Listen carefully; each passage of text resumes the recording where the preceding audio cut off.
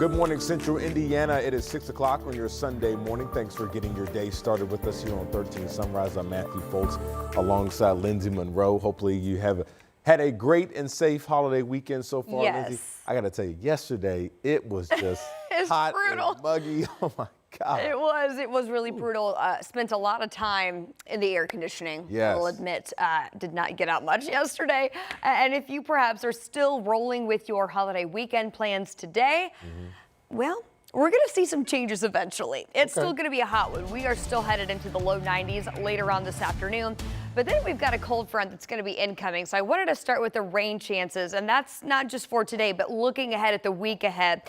Because this cold front's going to move through tonight and then fire back up tomorrow afternoon, and that's going to bring a little bit more widespread shower and storm chances, especially across southern Indiana as we get into Monday afternoon, and then a little bit more of an unsettled pattern as a couple of waves are set to move through, kind of stalling out midweek. So we'll keep that rain chance elevated slightly through midweek. In the meantime, temperatures here at 6 o'clock this morning still in the 70s, so it's been one of those warm and muggy overnights, not allowing much of a cooling trend here at 74 in Indy. We've got dew point temperatures still hanging out in the upper 60s, so we still have an ample amount of moisture content to the air. So 68, your current dew point temperature in Indy. That's very close to that very uncomfortable zone. This is your muggy meter as we go through the next 7 days as well. So you'll see some slight drops in that. So that does mean we'll see some improvement what it feels like outside. But overall, with these increasing rain chances, we're going to see eventually some temperatures that stay below that 90-degree threshold. Not today, though. We're headed back to the low 90s this afternoon. Better chance of these pop-up storms developing this evening as that cold front arrives. We're going to talk more about the timeline of the rain and storm chances today into tomorrow coming up in the full forecast. All right, we'll see you then, Lindsay. Well, new this morning, Metro Police are investigating 2 overnight shootings, one of them being deadly.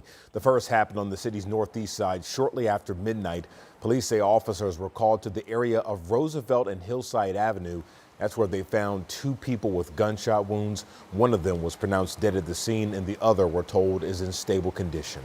Then about 2 hours later, officers were called to the city's east side, this time near New York Street and North Sherman Drive. That's where they found one person who was shot and is now in critical condition. So, of course, we are working to learn more on both of these shootings. We'll keep you both updated on both of these on air and online as we continue to learn more. This morning, we're also learning more information about that mass shooting downtown that claimed the lives of 2 teens and hurt 5 others. We now know that both victims that died were teenage boys. A 16-year-old died at the scene and a 15-year-old later died at the hospital. The ages of the other 5 people shot range from 16 to 21 years old. Metro Police say officers got multiple disturbance calls just before 1:30 yesterday morning.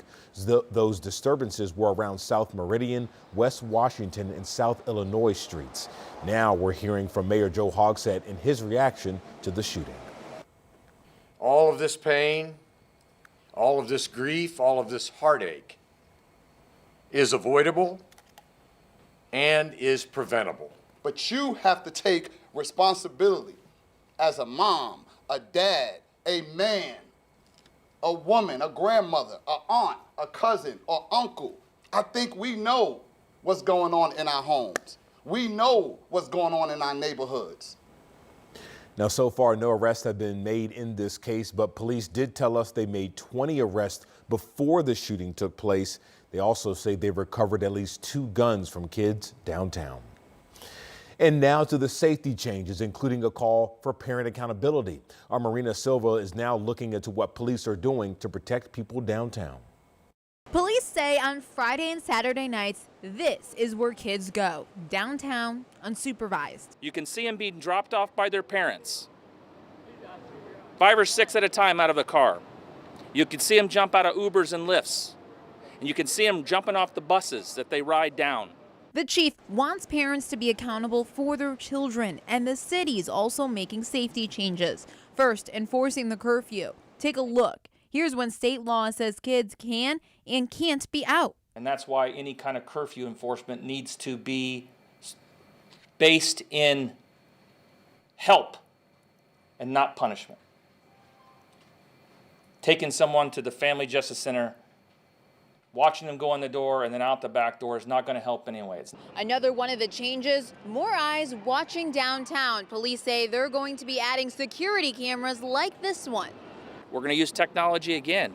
We're going to find out who did it, and we're going to hold them accountable. Police also plan to seek stay-away orders for the Miles Square for people charged with violent crimes or weapons violations.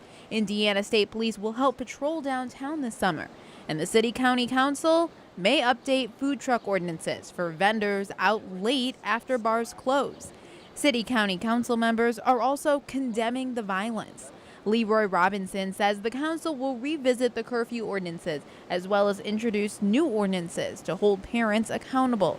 He wrote in a letter Saturday, "We also recognize the practical realities that come with curfew enforcement. The Marion County Juvenile Detention Center and the Juvenile Family Services currently do not have the staffing or capacity to intake and process large numbers of minors on a Friday or Saturday night." Reverend Malachi Walker is the founder of Young Men Incorporated. He says he was speechless last night, but it's time as a community, everyone works to take care of the kids. Most importantly, it's going to take the parents. Not that I'm holding parents accountable. I feel the parents are doing what they could do to some extent, but it is just more than just the parent. All to not only keep kids out of trouble, but keep them alive too. In Indianapolis, Marina Silva, 13 News.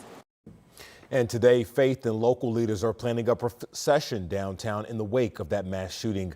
They say they're going to be walking from Christ Church Cathedral to the scene of that shooting downtown. 13 News will be there at noon and will share their message. You can also find continuing coverage of the mass shooting right now on air and online at our website at WTHR.com. Your time is now 6:07.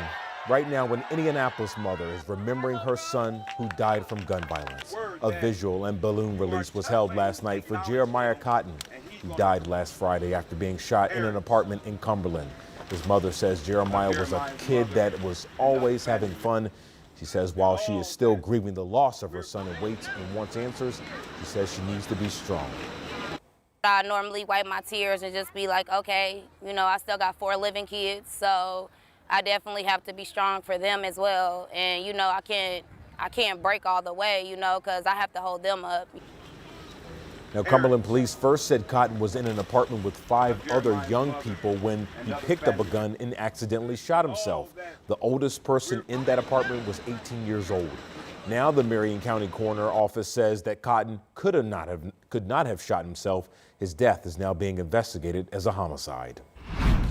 Well, this morning, a family of 4 is without a home after a house fire on the city's west side. Take a look at your screen. This is video that you can see crews battling smoke and flames at a home along Centennial Street near West Michigan.